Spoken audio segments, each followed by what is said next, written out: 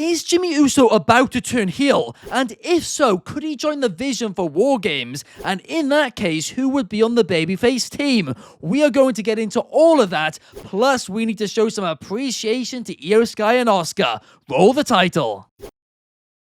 What is up, wrestling fans? I am Ben Allison, a wrestling fan of 16 years and the founder of Wrestling Republic. And in today's video, I'm going to be giving you my 5 key findings from last night's episode of Monday Night Raw. Now, as always, my opinions are just my opinions. If you want to disagree, let me know your thoughts in the comments down below. In at number 5, Asuka and Iyo Sky is the best storyline in WWE by miles right now. Shout out to Shard because he said it yesterday on the Wrestling Republic podcast, but he is bang on right, and last night's episode of Raw proved exactly why. From Kairi Sane to Rhea Ripley to Asuka to Iyo Sky, everybody involved in this is playing their role perfectly, and it genuinely feels real, it feels realistic, and you can really get invested into it, which I can't say for a lot of storylines, not just in WWE, but in all of professional wrestling right now. I mean, even the way the Asuka promo was filmed last night,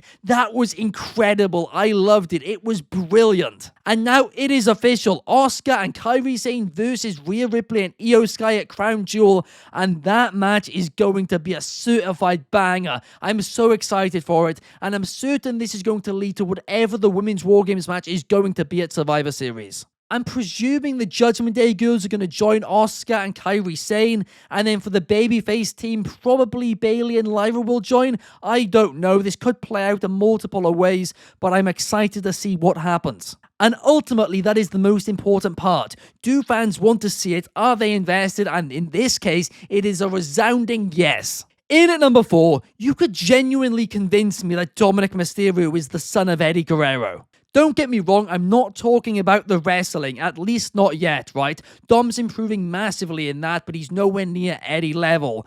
But what I'm talking about is how he executes heel-like actions. What I'm talking about is that grin Dominik Mysterio has, that look he gives, where you kind of just want to punch him, but at the same time, it's so entertaining and you can't take your eyes off him. He shows a sort of charisma while doing it as well. It's difficult to explain what it is, but the best way to explain it is literally Eddie Guerrero, and nobody has had this to this level since Eddie. And I understand a lot of fans are sick of this Dominik Mysterio IC title reign, but Dom's actual work from promos to matches, I don't think is the issue.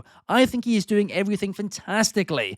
I think the issue is just they've not really given him many storylines. Like, it's almost like the IC title has become an afterthought to the Judgment Day themselves, and that's not Dom's fault. Everything Dom has done has been fantastic, and he deserves praise for that. I mean, look back to what was it, like 2020 when Dom debuted Rey Mysterio? And I thought to myself, right, and this is going to be a bit mean, but I can say it now. I thought to myself, this kid has no chance in making it. Zero. He lacked all charisma. He was only there because of his dad. It was just ridiculous. But never in a million years did I think Rey Mysterio's son was going to need to turn heel to get out of his shadow. But that's what he did. And honestly, he has improved like literally every single week since. It is so fantastic. In at number 3, John Cena, AJ Styles. I'm sorry, but I hate the way this match is being built. Now, if you don't know me, Cena and AJ Styles is one of my personal favorite feuds of all time. It was right at the start of when I started the Wrestling Republic Instagram page, so it has a special place in my heart. But what are we doing with this?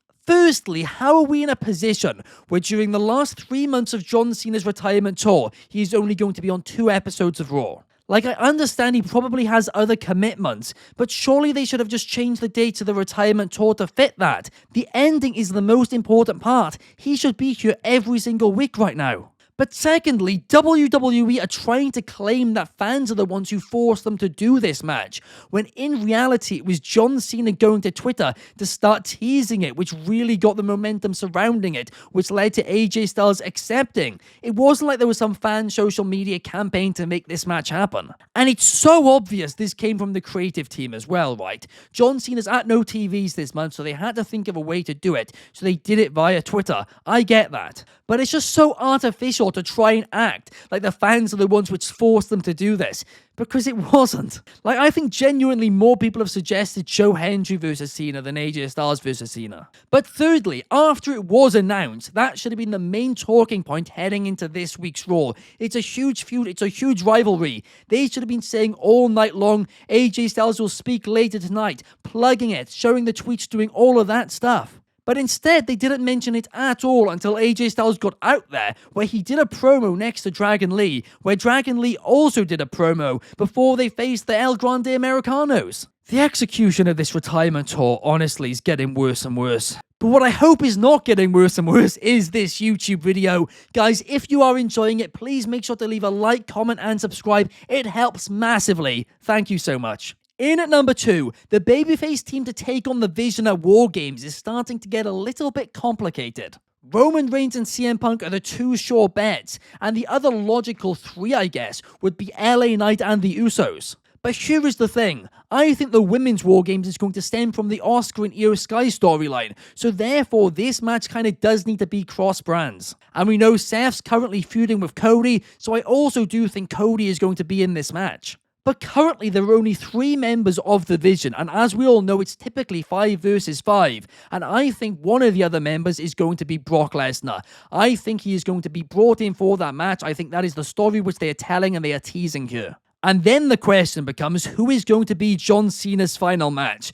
Because I hate this, but I do think at this point it could well be Brock Lesnar. So if that's the case, then John Cena is definitely going to be on the babyface team. So at that point, you have a 4 versus 4, and maybe they do break the tradition. Because they did do that with the Women's War Games match a couple of years ago as well, so it wouldn't be unheard of. But there is one more possibility, and that possibility is that Jimmy Uso, after how he acted last night, does turn heel on Jay and teams up for the night with the Vision at War Games, and Jey Uso joins the babyface team. It feels far-fetched, it feels a little bit illogical, but I feel like it could happen. And that brings me to my final point. In at number 1, is Jimmy Uso actually going to turn heel and join the Vision for War Games? I'm not sold on this idea at all. I think fundamentally it doesn't make much sense. But after last night's Raw, I do think this is what they are teasing. I mean, it's harder to keep up with this bloodline drama than it is to keep up with the Kardashians at this point.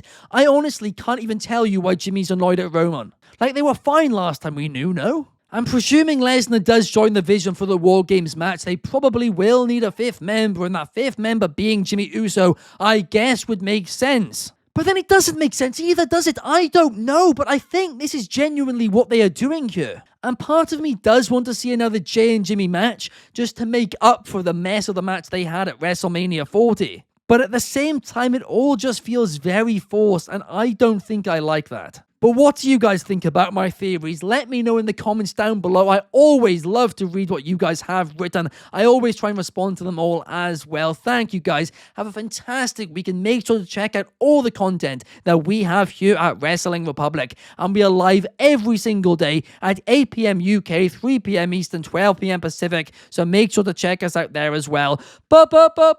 Peace.